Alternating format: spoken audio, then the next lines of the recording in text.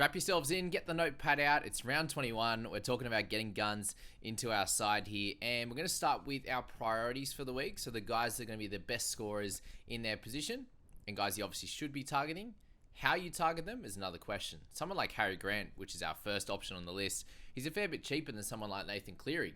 So he's a little easier to get to. And just with the priority of position, guys, as we said, he's by far the top scorer in his position. If you don't have him and he goes 80, and the next guy on the list is a Robson or a Cook and they go a 50, Grant has more chance of hitting that 80 or 90 than those other guys do, then you're so far behind. So someone at his price there at 758, only priced at a little bit over a 50 average, he's very, very important at a 60 average that he's actually scoring at week to week. And now that Origin's done, he doesn't have to back up 3 or 4 days later from games, and he should be able to score even better than that 60 average. So we're going to go through these top guys here as priority. We'll look at a few of the holds, the guys that I think that really, for the most part, you should be looking to hold. And if you are trying to get to a Cleary, then maybe you could sell one or two of these guys. And then obviously we've got the cash outs and then the potential buy, like secondary buys after these main top tier players kind of thing. But just remember, guys, obviously trades are at a premium here. We don't have a lot left. A lot of people are sitting anywhere between that 4 to sort of the 10 mark. And if you're sitting close to the 4, then you really don't want to be making sort of any sideways trades. I'm seeing people talking about a Tohu Harris trade, straight swapping to, Cam Murray or, Ryan Madison to Cam Murray. And look, it's okay on the surface, but remember, Murray had his troubles during the year as well. And, he wasn't carrying any injuries or anything, but he was scoring a 30. He'd get a 28. He'd get a 38.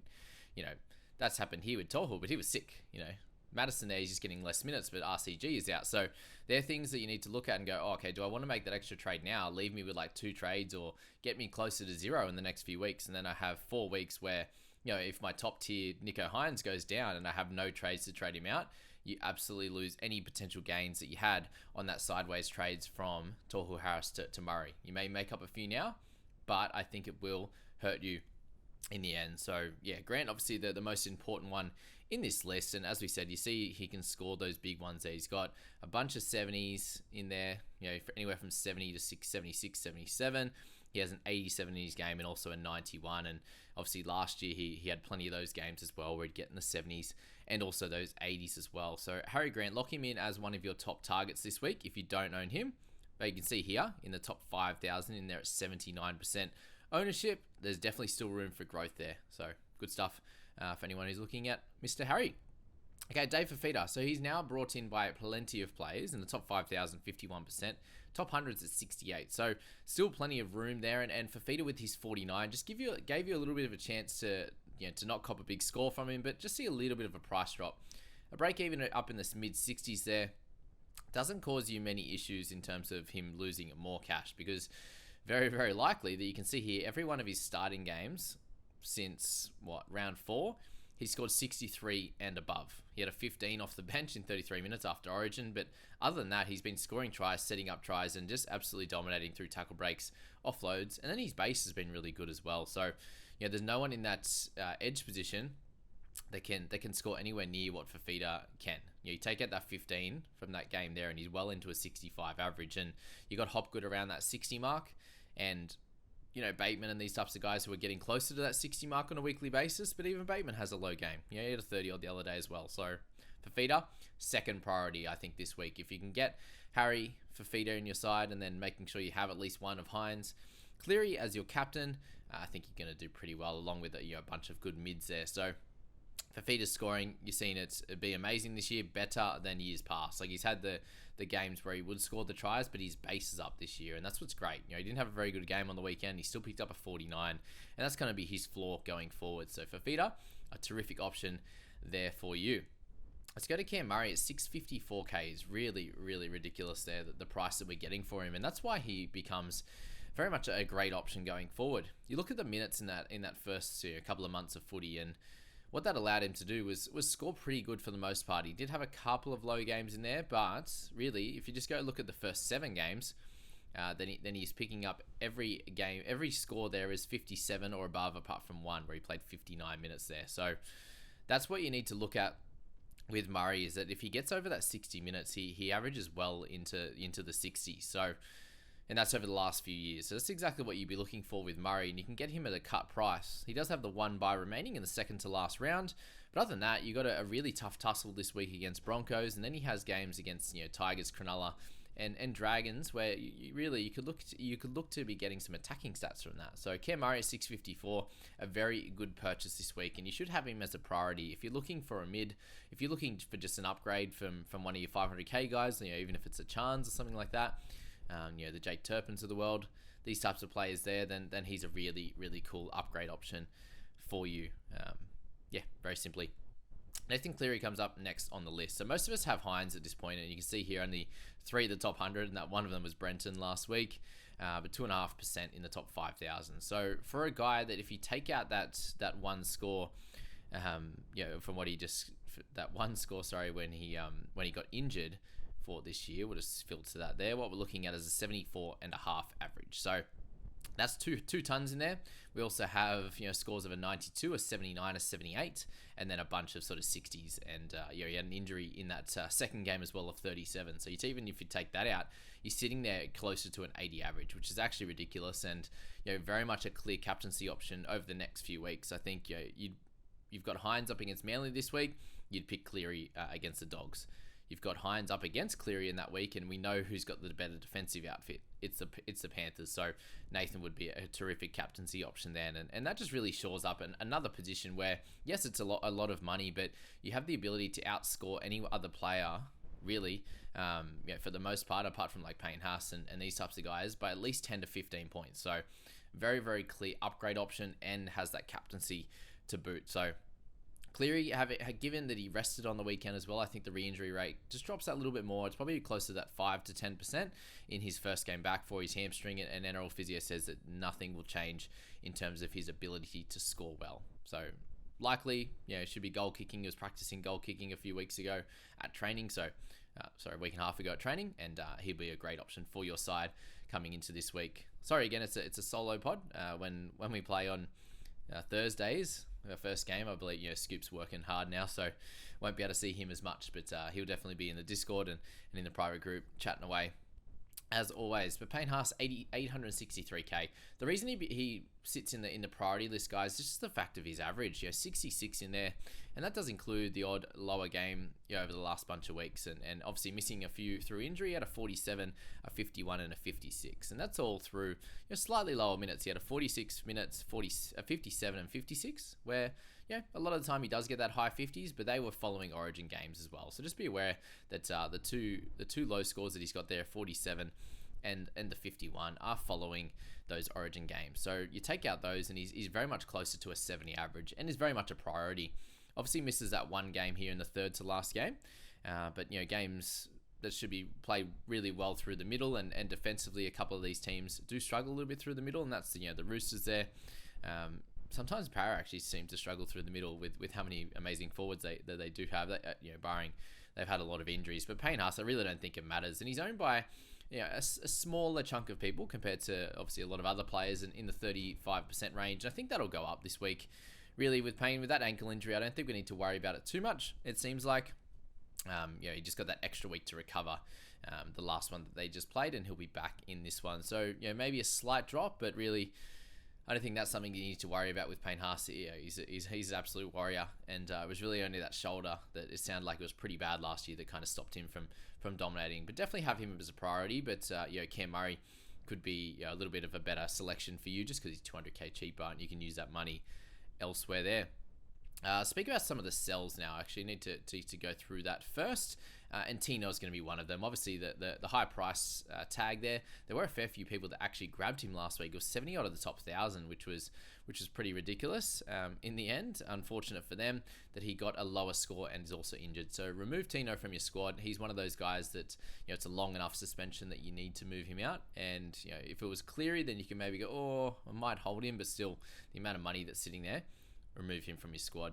Very similar to that of Jake Simpkins. So it's up to you completely. Given he's not playing this week, he's not going to be losing any cash, but he's been dropped now, and at 372k, you can trade him down to free up a little bit of cash. And if you're sitting around that 4 trades mark, it might be worth going to a cheaper guy, just one that's playing each and every week. And the reason being for that is that, that 372k, you can drop down probably 130k or something like that, to get to one of those cheaper guys, whether it's a Skelton, where it's a Colquhoun, something like that, Jesse, that is, and from there you can have a guy that's playing week to week for the most part, and then you can use that cash elsewhere, and that would be a better thing. Obviously, if you're low on trades, to try and get towards a 20 to 21 squad that are actually playing.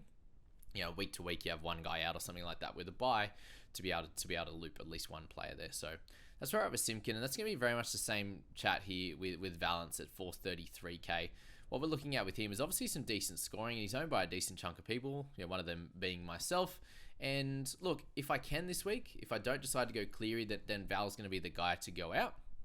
But otherwise, he's there as potentially and hopefully a guy that can come back and play a few of these games, because they have a really nice run following their bye, and that's the Dogs, Knights, Roosters and Tigers for that next 4 games. And maybe there's an injury, maybe there's a dropping. I doubt we see him play on the wing again, but there's definitely a chance that if someone gets hurt, he could come back and have another crack in the centres, because definitely the wing wasn't his position. So what we're looking at there is the guy that can cover centre and wing fullback, and can be a looper some weeks, and then can be a player for you in others if he happens to get that spot.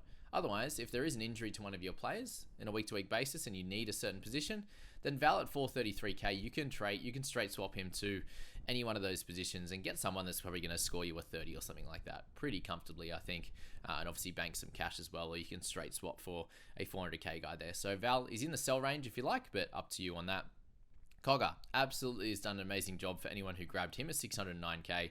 Very, very proud and impressed of the efforts that he's been able to provide for the Panthers, averaging 51 over that time, and another solid score on the weekend of 45. Obviously, unfortunately, with the sin bin, I was happy about it myself, but I know a lot of people weren't there, and he's absolutely done his job, and you can use him as a trade piece now. Awesome. I wish I grabbed him, but yeah, there you go. Probably end up doing a lot better than what Braden Trindle did at the start of the season, and he's someone that we can definitely have a look at, but a bit of an awkward price for what Trindle is right now. Jermaine Osako, 585. So he's an interesting one, given he has the bye this week. As I said, they have a much nicer run following this bye. So if you can get through this week without trading him, then you'd expect some decent scores out of him from there, with the Dogs, Knights, Roosters and Tigers following that bye. As I said, he's very much a pod, so if you want that, then that's cool. He has lost a fair bit of cash over the last few weeks, so that's something to think about as well. As do you want him as a guy to trade out now, given he's lost a fair bit and could potentially get back to some of those scores that he had towards the beginning of the year. He had the 50s, he had the 60s, the 70s and the 80s there. Obviously round 12, 13, 14 was incredible there, where he scored a bunch of tries. In the last couple of weeks he has not, which is frustrating, obviously. 34, 34, 29 with one try in there, and the Dolphins struggling a little bit. So I'm completely fine with you trading him. He also begins the hold list, I believe, as well. And Chance is in that range where he could be a sell for you. He could also be a hold for you, given they have their bye next week. And if you have multiple Warriors like myself, he's definitely a guy that you could look to potentially downgrade or upgrade if you have the necessary funds. So he's on my list this week to downgrade, just because I have the 3 Warriors, and I'm either looking to get Murray or I'm looking to get Cleary in this week. So Chance, he's going to do a job for us. He seems to be at his best, a 41 to 42 type average guy. And that's pretty well where he's average right now at 40. And that includes some lower games at the beginning of the year, and it has been much better since then, but still, 39, 27 and 31 to go along with, a couple of 50s and a 70 there. But really, other than that, it's 30s and low 40s for Chance. So if you're not looking to start him in your team each week, then a 540k, he's a really easy target to trade down or trade up for sure. Someone who's probably a little bit more on the hold range, but completely up to you on that. He has a mid-30s break even, and that's because he's been scoring so well. You look here, a 40 is his lowest in the last month. So 58, 61, 57, and a bunch of people looking at bringing him in the last couple of weeks. And yeah, I'm definitely, I was definitely semi for that. I just, it was a bit of a one where it's like, well, what's going to happen if he does score a 30 odd and goes back to 5 missed tackles or 10 missed tackles or 8 missed tackles that, that he was getting a bunch of weeks ago. And if that was the case, then you're probably looking to trade him out, given he has a bye coming up. So with 40, I think if you need to use him as a trade piece, that's okay. But I also think holding him into their bye and making that decision next week is going to be very much ideal as well. So that's Jackson Ford. Let's move to Tohu Harris. And again, same position there. He was sick last week, so there's really no reason to rush him out. A 58 break even is very gettable considering he got 60 and 63 the 2 games prior to that 31. And the PPM was incredible at 31 in 36 minutes with a couple of tackle breaks and an offload. So 96 meters run in that time when he was sick. Very, very impressive and owned by a lot of people. And personally, if I'm going to Cleary, Tohu Harris is my trade out this week just because they have their bye in round 22. Otherwise, it could be someone like Isaiah Papali'i, but you get that extra game out of him, obviously next week. But this week against the Dragons as well, I think you'll be able to score fairly solidly. So yeah, look, I would prefer to go Isaiah just because I think Tohu Harris will score better, but just without not having that extra bye is what helps Papali'i in that one there. So Tohu Harris, a hold or a potential upgrade target if you're going to Cleary only. I wouldn't be straight swapping him for Murray or anything like that. I think that would be a little bit of a waste of a trade. You want to be going to someone, he's averaging 52.2, probably about a 55 if we're extrapolating out to games where he's playing big minutes and doing really well. Where you look at being able to get a Cleary and upgrade 20 points, and if you have enough players to get that good 17, that you're not missing out there for sure. Let's go to Ryan Madison at 646, and he's very much in that same boat. The big news with him is obviously that low minutes last week at 43 wasn't very nice at all, and that's coming off the back of him playing big minutes in the 5/8 position. You're looking there, and I understand why people are frustrated. He's got, he hasn't hit a 50, apart from round 19. It all went all the way back to round 11. He obviously missed a few games with injury, and that could be contributing a little bit to where he's at right now. But with RCG out, I think he gets back over that 50 minutes, and we know the type of games that he can have. 67 in the 52 minutes roll there, 50 in the 54. That's kind of going to be his standard. He did have a try assist in that, but you do need to look at what he did last year, and maybe that is an outlier because we haven't seen that before. Those types of amazing scores, but at his price now at 646, he only needs to hit you a 50 on a weekly basis to get you to back up to 50 or 60k made. And for a guy that's dual position mid and edge, doesn't have a buy all the way till the end. If you don't have many Eels players, then I think he's a clear hold. If you have a lot of Eels players, then he could be that upgrade guy, but it needs to be an upgrade. I think Payne Haas is an upgrade. Murray would be a little bit of an upgrade, but probably sideways, and then you probably need to go to Cleary from there, in my opinion. Connolly Lemuelu is a hold. Did really, really well last week. Looked absolutely electric out there. Obviously, a few lower scores from him, but 45 and 59 his last 2 weeks just means that we know what he can do. He's got a 60 and a 56 in his game earlier in the year, and he's got a 93 in there. So other than that, he's going to be a 40s type scorer. And if you can get a 40 type of score from a guy on the edge that has centre dual as well at 532k, he's very cheap right now, and I already spoke about their run following this buy. So if you can get through with him this week and loop him, then I think he's very much a clear hold for you going forward. Papali'i I briefly spoke about before. We've got his pedigree of last year. We've got a solid score on the weekend with his 58. Comes up against the Dragons in this one, and I think you definitely give him another week and see what happens. And hopefully he gets better ball, especially when Luke Brooks comes back on that left edge, and hopefully they realise what they need to do with IPAP. They play the first game this week, and I hope he scores great. A lot of people own him. I doubt too many will sell him.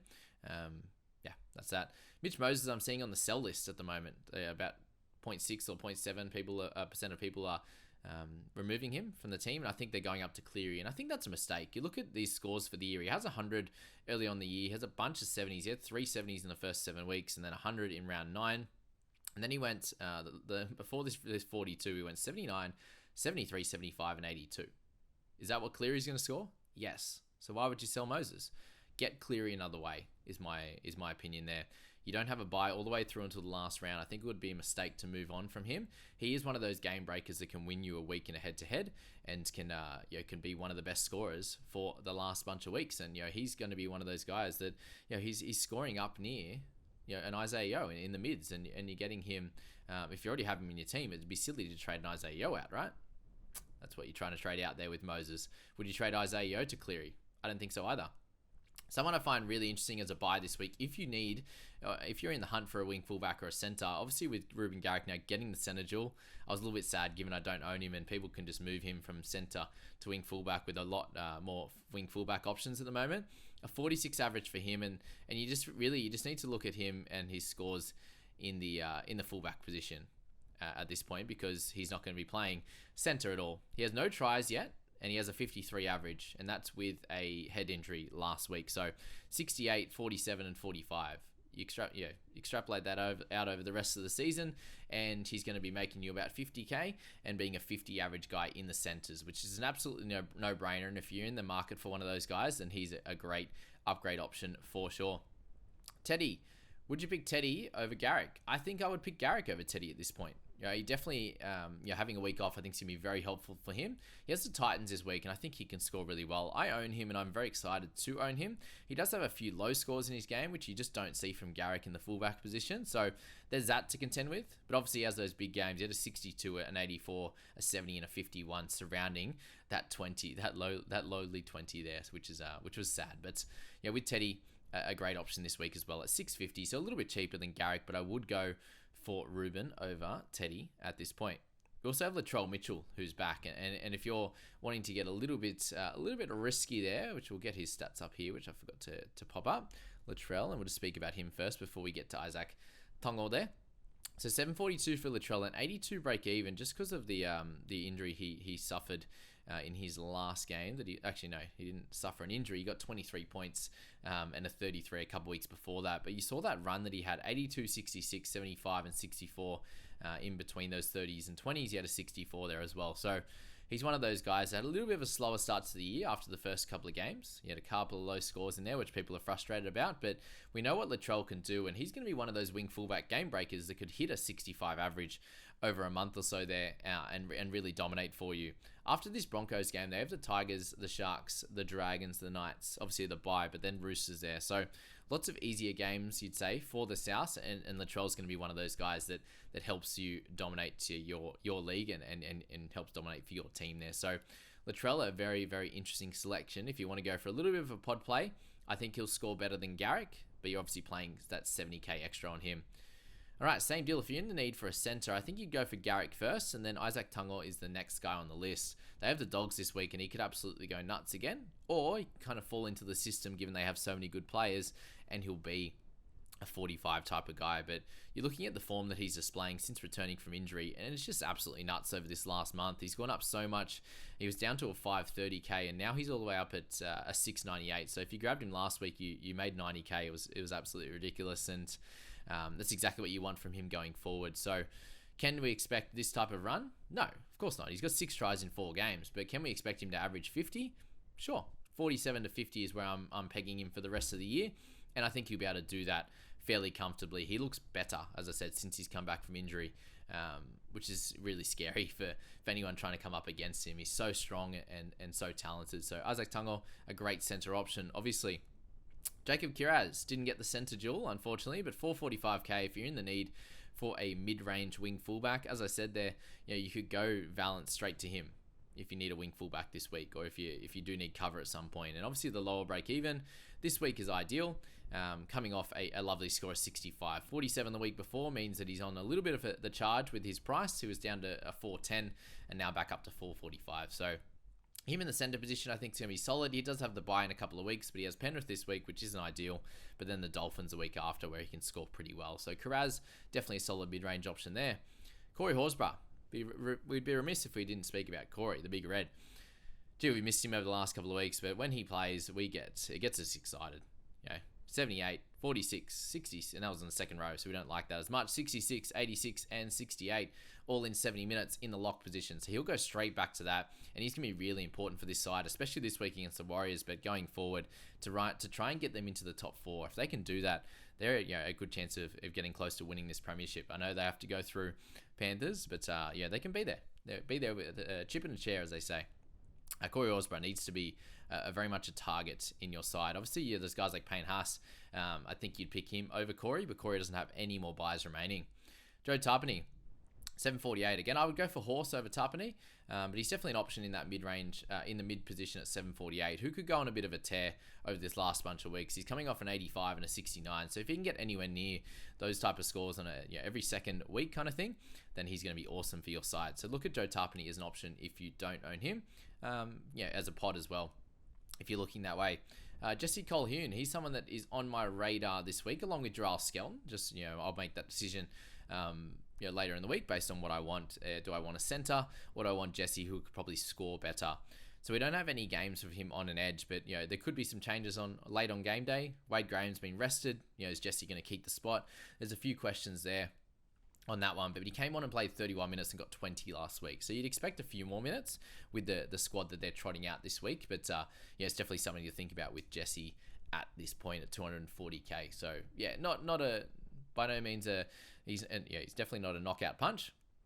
Dalfinuchin comes back this week. When Wilton looks like 4 to 6 weeks, so that is an out. Obviously, Wade Graham, does he come back and take Jesse's spot? Does he go back to the bench? Does he come out of the side? There are a few of the worries that we need to have. But if you need him as a scorer, a potential looper or whatever you want to do, or just a guy that could just be there and as a player, then he could be a guy, but he could come out of that side as well. So just be aware of that.